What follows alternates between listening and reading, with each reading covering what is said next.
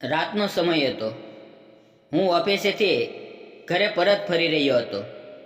રસ્તામાં એક પુલ આવે છે, જ્યાં હું જોઉં છું કે એક યુવતી પુલની રેલિંગ પર ઊભી છે. નીચે ઊંડી નદીમાં કૂદવાની તૈયારી કરી રહી છે. એવું લાગતું હતું કે તે પોતાનું જીવન સમાપ્ત કરવા માંગે છે. મેં તરત જ મારી બાઇક બાજુમાં રોકી અને દોડીને તેની પાસે પહોંચી ગયો. બરાબર એ જ ક્ષણે તે કૂદવાની હતી, પણ મેં ઝડપથી તેનો હાથ પકડી લીધો અને પાછળ ખેંચી લીધી. તો નમસ્કાર મિત્રો, મારું નામ સંદીપ છે. હું એક કંપનીમાં નોકરી કરું છું અને મારી ઉંમર 32 વર્ષ છે. મારું મૂળ ગામ છે, પણ નોકરીના કારણે મારે શહેરમાં રહેવું પડે છે. રોજ મારી ઓફિસ સાંજે 6 વાગ્યે છૂટે છે, પણ તે દિવસે કામ વધુ હોવાથી 7:30 વાગ્યે છૂટી. હું બાઇક પર ઘરે જઈ રહ્યો હતો. રસ્તામાં એક મોટો પુલ આવે છે. જ્યારે હું ત્યાંથી પસાર થઈ રહ્યો હતો ત્યારે મારી નજર એક અજીબ દ્રશ્ય પર પડી. એક યુવતી પુલની રેલિંગ પર ઊભી હતી અને નીચે ઊંડી નદી વહી રહી હતી. મારું હૃદય જોર જોરથી ધડકવા લાગ્યું. મને લાગ્યું કે તે હવે કૂદવાની જ છે. મેં તરત જ મારી ગાડી રોકી અને દોડીને તેની પાસે પહોંચી ગયો. સાચે જ તે કૂદવાની તૈયારીમાં હતી, પણ હું ઝડપથી તેની પાસે પહોંચી ગયો અને તેનો હાથ મજબૂત રીતે પકડી લીધો. પછી તેને પાછળ ખેંચી લીધી. તે હાથ છોડાવીને ફરીથી કૂદવાનો પ્રયાસ કરી રહી હતી, પણ મેં તેને છોડી નહીં. તેની આંખોમાંથી આંસુ ધોધની જેમ વહી રહ્યા હતા અને તે સીચ પાડીને બોલી, મને છોડો, મારે મરવું છે. હવે હું જીવવા નથી માંગતી. આ સાંભળીને મારું હૃદય પીગળી ગયું. મેં તેને શાંતિથી સમજાવ્યું, જો શું થયું છે, મને બધું સારી રીતે કહે. ડરીને હાર ન માન. જીવન એટલું સરળ નથી કે તેને આમ જ છોડી દેવાય. પણ તે કંઈ પણ કહેવા તૈયાર નહોતી. ઘણી વાર સુધી મેં તેનો હાથ પકડી રાખ્યો. આખરે હું તેને મારી બાઇક પાસે લઈ ગયો, બેસાડી અને મારી પાણીની બોટલમાંથી પાણી પીવડાવ્યું. થોડી વાર પછી તે થોડી શાંત થઈ અને પછી તેણે પોતાના દુઃખભર્યા હૃદયની વાત મને કહેવા માંડી. તેણે કહ્યું, હું વિધવા છું. મારો દેવર મને સતત ત્રાસ આપે છે, મારી તરફ ખરાબ નજરે જુએ છે. આજે તો તેણે હદ કરી દીધી. મારા પર હાથ નાખવાનો પ્રયાસ કર્યો. હું ડરીને ભાગી આવી. હવે મારે ત્યાં પાછું નથી જવું. મરવું એ જીવવા કરતાં વધુ સારું છે. તેની વાત સાંભળીને મારા રૂવાડા ઊભા થઈ ગયા. આટલું દુઃખ, આટલી અસહાયતા એક યુવતીના જીવનમાં હોઈ શકે? મારું હૃદય અંદરથી હચમચી ગયું. મેં તેને હિંમત આપી અને કહ્યું, જો ભગવાન પર ભરોસો રાખ. દરેક મુશ્કેલીનો કોઈ ને કોઈ ઉકેલ હોય છે. આમ હિંમત હારીને જીવન છોડવું યોગ્ય નથી. પણ તે બોલી, આટલી રાત્રે હવે હું ક્યાં જાઉં? મારો કોઈ સહારો નથી. બાળપણમાં જ મારા માતા પિતા ગુજરી ગયા.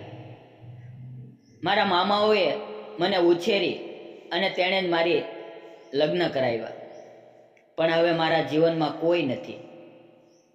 તેના શબ્દોમાં જે નિરાશા હતી, તેણે મારું હૃદય ઊંડે સુધી સ્પર્શી લીધું. થોડી વાર વિચારીને મેં કહ્યું, તું 2-3 દિવસ મારી સાથે ઘરે આવ, પછી હું તને તારા મામાને ત્યાં મૂકી આવીશ. તે થોડી વાર ચૂપ રહી. તેણે વિચાર્યું અને પછી ધીમેથી માથું હલાવીને સહમત થઈ. તે પળે તેના ચહેરા પર દુઃખ સ્પષ્ટ દેખાતું હતું, પણ તેના રૂપમાં એક માસૂમ સુંદરતા પણ હતી. અંધારું હોવા છતાં તેનો ચહેરો કોઈ રોશનીની જેમ ચમકતો હતો. મેં તેને મારી બાઇક પર બેસાડી અને ઘરે લઈ ગયો. મારું ઘર પુલથી લગભગ 3 કિલોમીટર દૂર હતું. સમય ઘણો થઈ ગયો હતો, તેથી મેં તેને કહ્યું, પહેલાં આપણે ખાવાનું ખાઈ લઈએ. પણ તે ખાવા માટે તૈયાર નહોતી. તેમ છતાં મેં રસ્તામાં એક હોટલમાંથી શાકભાજી અને રોટલી પેક કરાવી. ઘરે પહોંચ્યા પછી મેં તેને ફ્રેશ થવાનું કહ્યું. પછી અમે બંનેએ સાથે ખાધું. ખાતી વખતે તે ખૂબ જ શરમાતી હતી.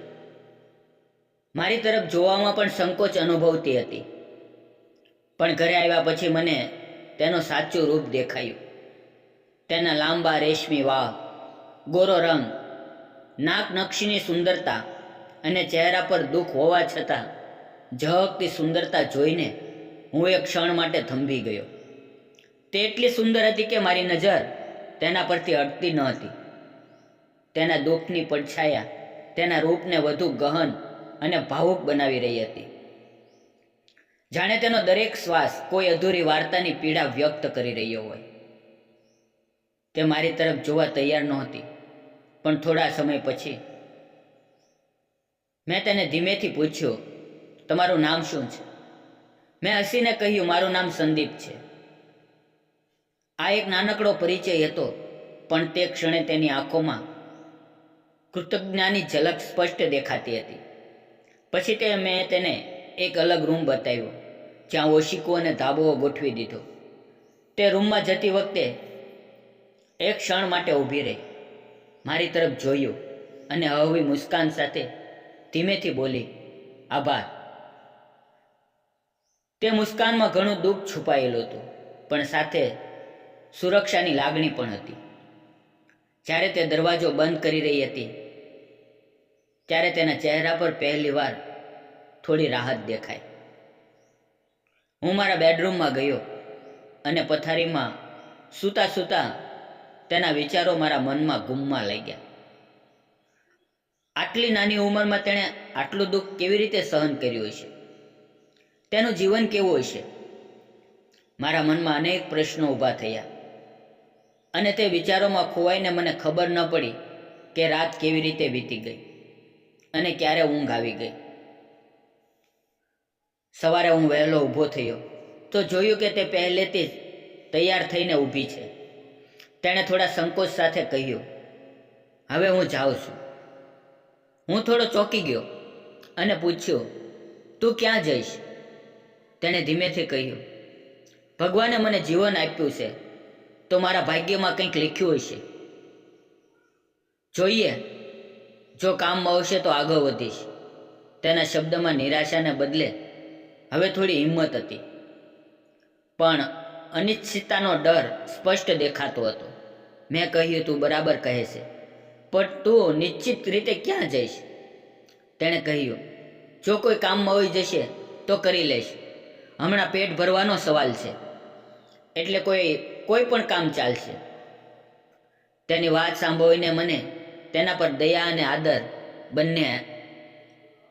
થોડી વાર વિચારીને મેં કહ્યું, તું એવું કર, તું અહીં મારા ઘરે કામ કર.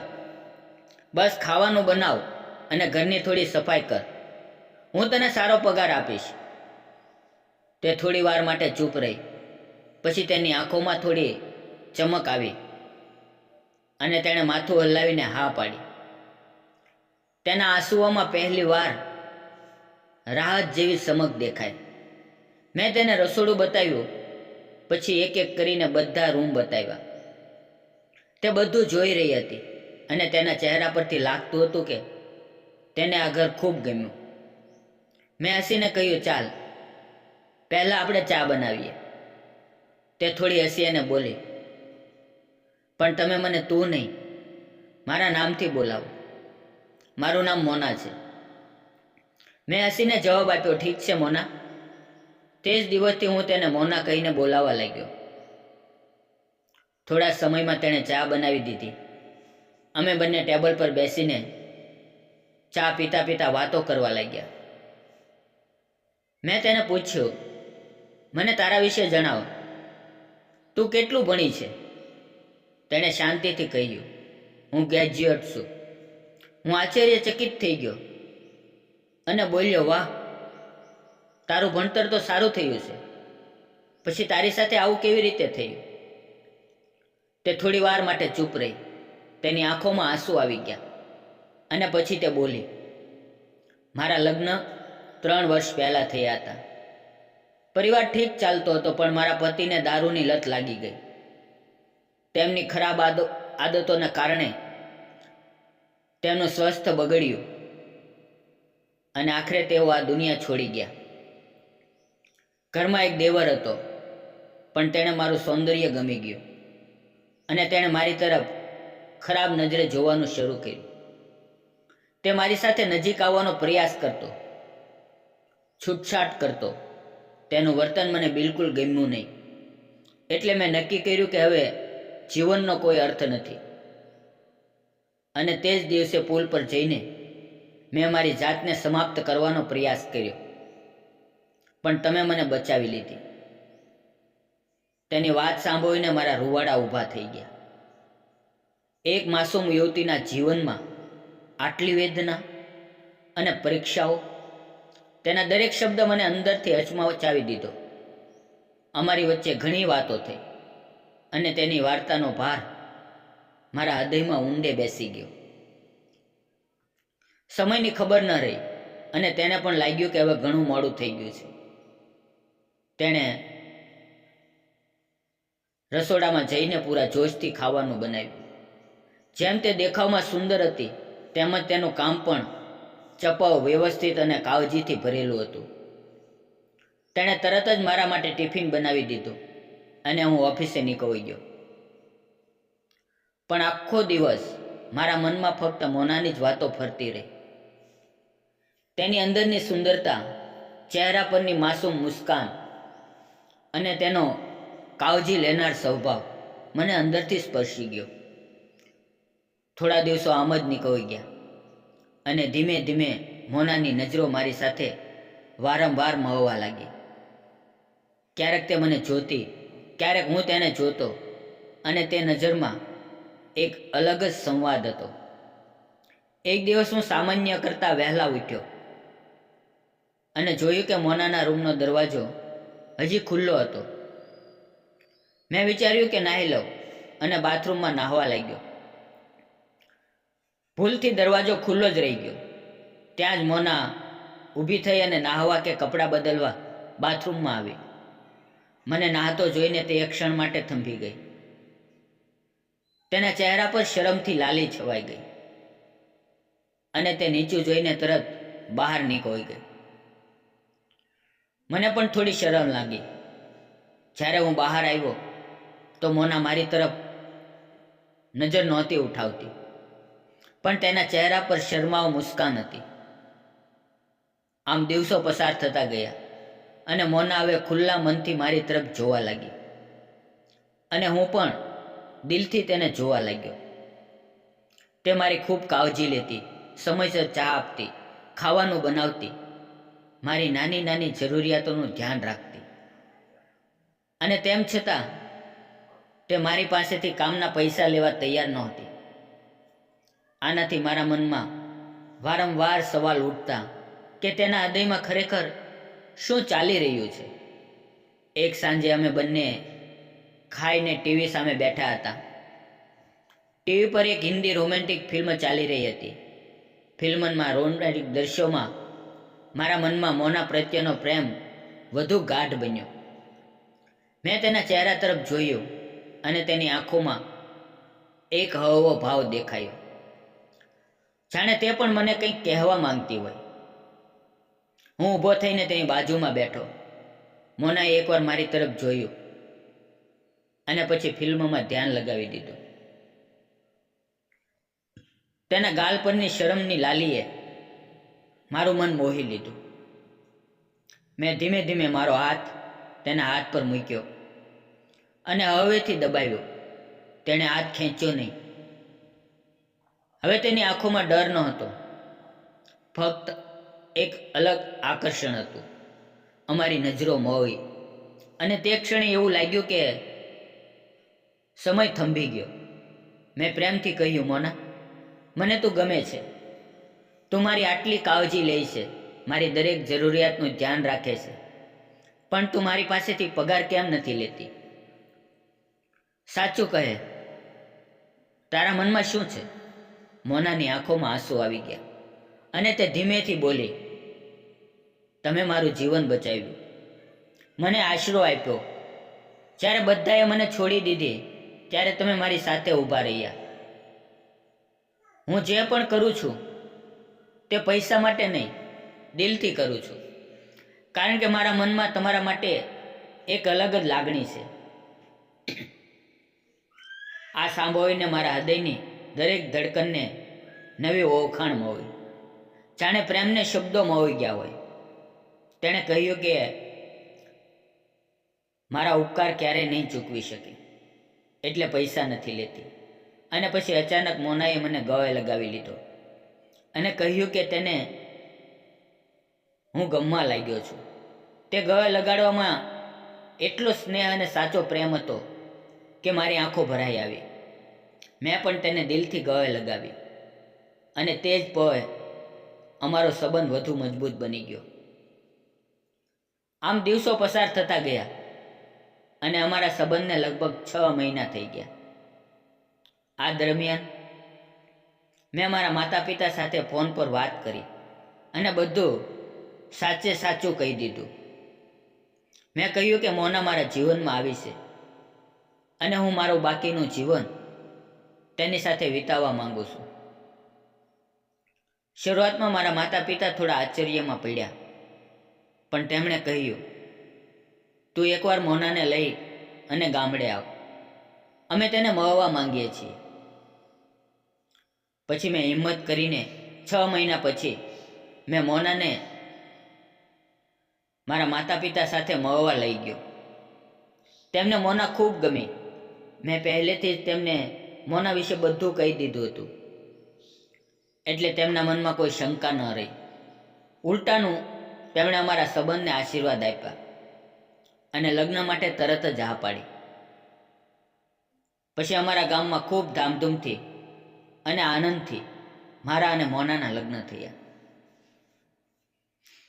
લગ્નના દિવસે આખું ગામ આનંદથી ઝૂમી ઉઠ્યું.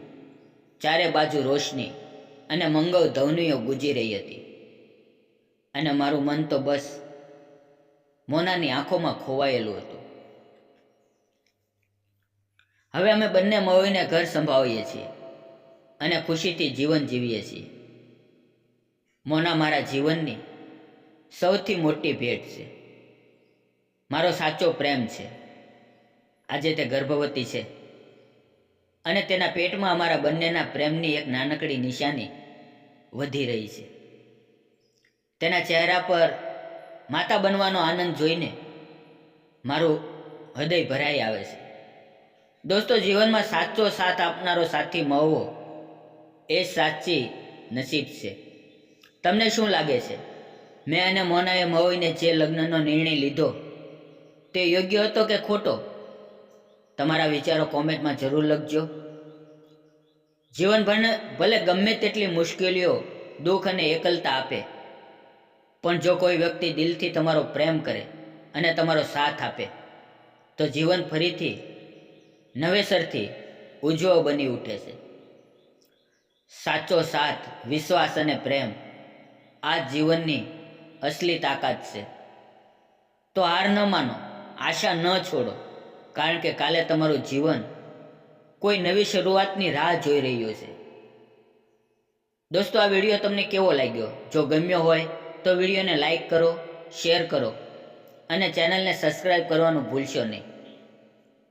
મિત્રો, આ વિડીયોમાં આવેલા નામ, પાત્ર અને ઘટના ફક્ત કાલ્પનિક હતા.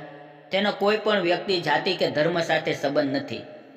આ વિડીયો ફક્ત મનોરંજન અને શૈક્ષણિક હેતુ માટે બનાવવામાં આવેલો છે. ફરી મળશું આવતીકાલે એક નવી વાર્તાની અંદર.